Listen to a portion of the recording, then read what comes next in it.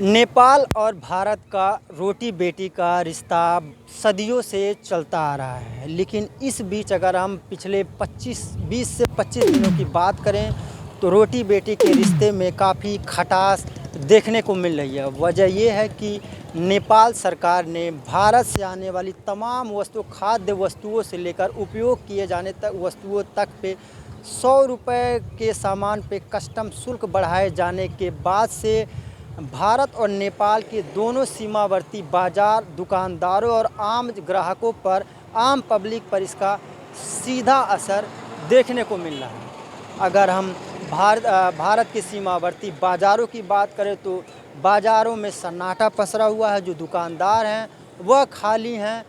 ग्राहकों के इंतज़ार में नज़रें गड़ाए हुए हैं। अगर हम नेपाल की बात करें तो नेपाल में जिस तरह से 100 रुपये के सामान पे कस्टम शुल्क बढ़ाने की जो प्रक्रिया शुरू हुई है, जिसको अब नेपाल सरकार के द्वारा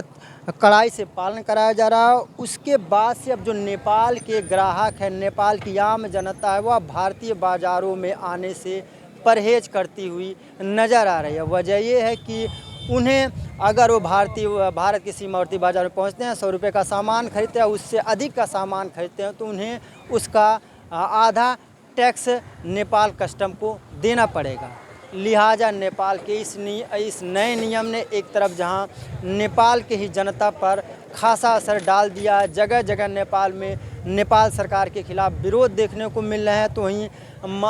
जो भारत के महाराजगंज जनपद के सीमावर्ती बाज़ार हैं वहां पर भी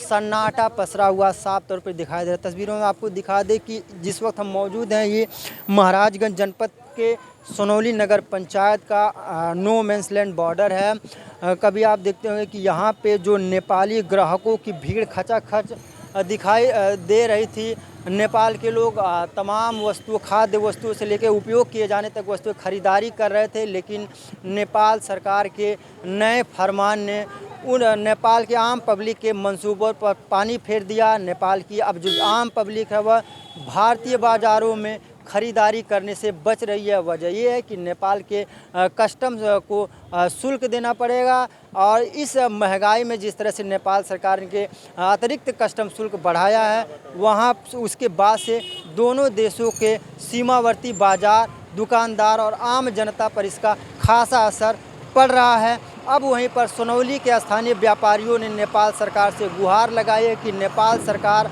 ये जो फरमान है, ये जो नया नियम है, इसको ख़त्म करे ताकि नेपाल और भारत का रोटी बेटी का रिश्ता बरकरार रहे।